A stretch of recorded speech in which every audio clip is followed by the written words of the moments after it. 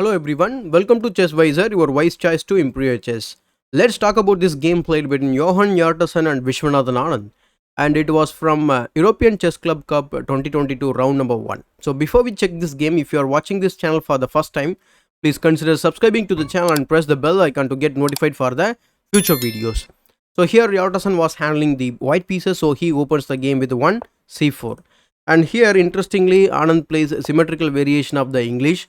Why it is very interesting? Because he is going to simply copy what white is going to play for the next 9 moves, and then the symmetry will be broken. So here knight f3, knight f6, knight c3, knight c6, e3, e6. Even after d4 he plays d5, and after a3 he waits with the move a3.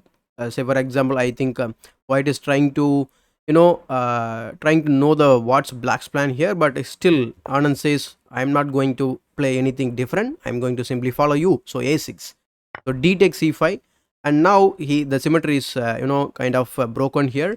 So bishop takes c5. Otherwise, if you take take the c pawn here with the d pawn, and white is probably going to exchange the queen, so that's why he plays bishop takes c5. But after b4 hitting the bishop simply drops to d6. In this position, the most interesting or the tempting move for most of the beginners is to play simply pawn to c5. It looks like visually it looks like it's a great move because it hits the bishop, but the bishop can drop to c7 and there is no problem for black, and you simply wasted one tempo. And another important thing is that whenever you are playing a opening, or when you have this kind of tension going on in the center, you should leave the tension as it is. Whenever it is going to be an advantage, then only you are going to exchange the pawn or push the pawn. But now you are going to, if you play like a pawn to c5, then you are actually leaving this pawn without any challenge, and that is going to benefit black in the long run. So in this position, after bishop d6, Hjartarson plays the move bishop to b2. So after bishop to b2, Anand castles on the king side, and after bishop e2, we have finally d takes c4. And it is an interesting or instructive moment here, because once white plays bishop to e2, then only Anand takes on c4, and that allows white bishop to move for the second time. So bishop takes c4, and then here comes b5, so another tempo loss.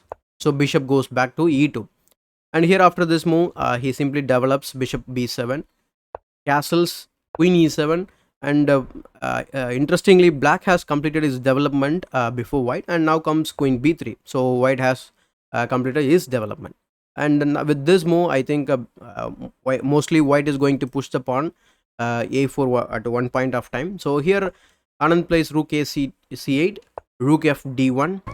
So here black could simply drop the bishop to a8.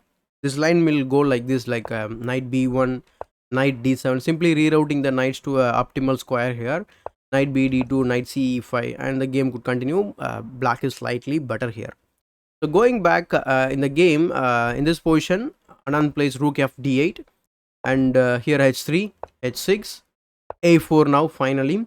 So here actually white gives up b4 pawn or b5 pawn here. So after b takes a4, rook takes a4, and now comes bishop takes a4.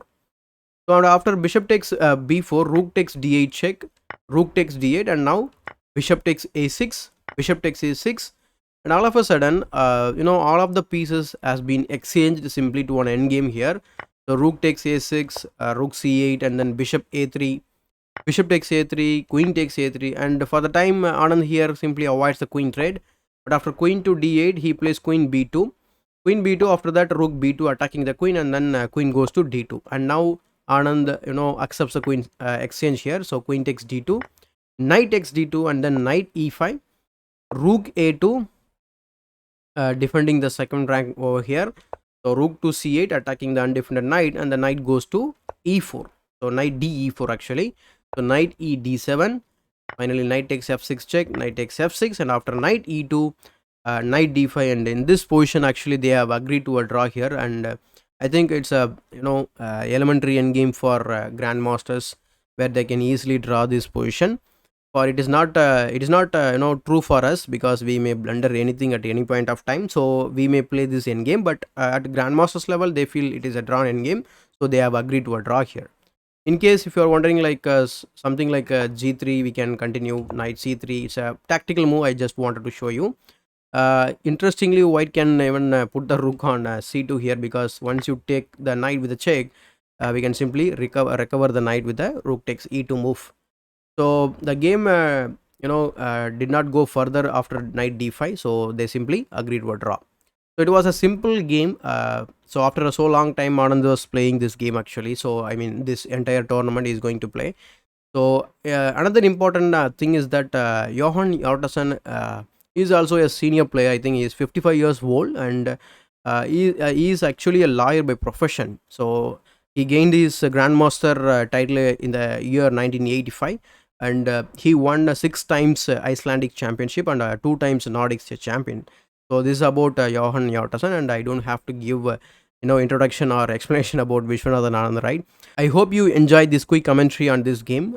If you do so, please give it a thumbs up, and thank you so much for watching this video till the end. Still, if you are not subscribed to my YouTube channel, please hit that subscribe button and press the bell icon to get notified for the future videos. As usual, this is Chess Visor, your wise choice to improve your chess.